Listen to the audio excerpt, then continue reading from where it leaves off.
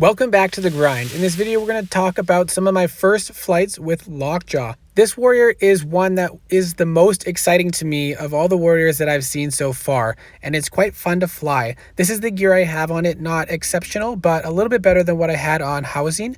And then this is the rider. I just have Astrid. I took it from Namaka because that's where my ice gear was. So I am getting some dragon attack and HP, but not ideal for in comparison to warrior dragons. This is an easy short base, about the right tier for this dragon, and you can see you freeze the towers, not really taking any damage. You can really boost the damage with both of those spells, putting on the shields and combining another freeze. You can really quite easily clear a base very quick. I did take one shot here. My freeze was just a little bit late to chain it on, which is quite difficult to do, especially when the flax are close to you. And then we'll speed up through the rest of this flight. But you can see at the end when you're attacking the farms and mills, these are even slightly higher than the tier of this dragon, but when you combine the freeze, the damage boost, and then the shield exploding, you can tear through those high HP buildings quite quickly.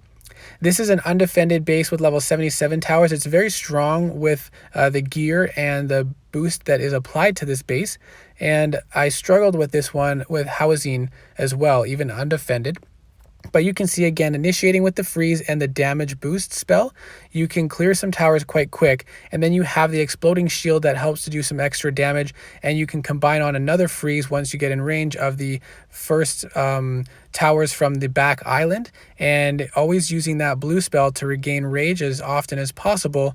And once again, going through these farms and mills is not that difficult with all the ways this dragon has to deal increased damage. But again, this is undefended. We're going to take a look at a defended base, actually slightly higher level towers, mix of 77s to 80 towers, and the defense power is 5.8 million. And this one is being defended by the owner of the base. Once again, I activate the first shield earlier so I can regain rage. So I can lead into this island with a freeze, use the blue spell and the damage boost as early as possible. Then I activate the free shield that will also do the explosive damage. And once I'm in range of those back lightning towers, I use another free spell. I barely get through this base, but I was actually quite impressed with the ability of this dragon to do so, since it is a higher tier. This is another one on the same base with a different defender, just again showing freezing the towers, getting through the blue mage and the shielding tower, then focusing on those back towers and trying to freeze them once I'm in range, activating that shield, which does some nice explosive damage, especially once you've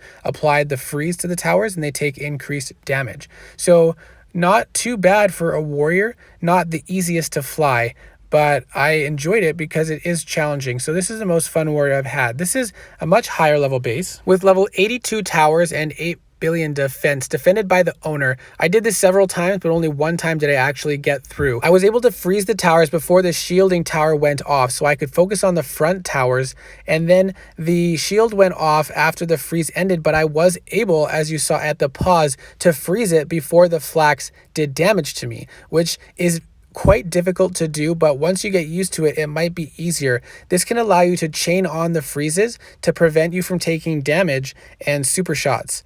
And then here, I made a mistake of not waiting for the blue spell to come up so I could regain more rage, which left me exposed and I couldn't freeze the back towers. So I did die, unfortunately, but I do think that it would be possible to defeat that base. Just going to show this kill island one more time, a little bit more slowly.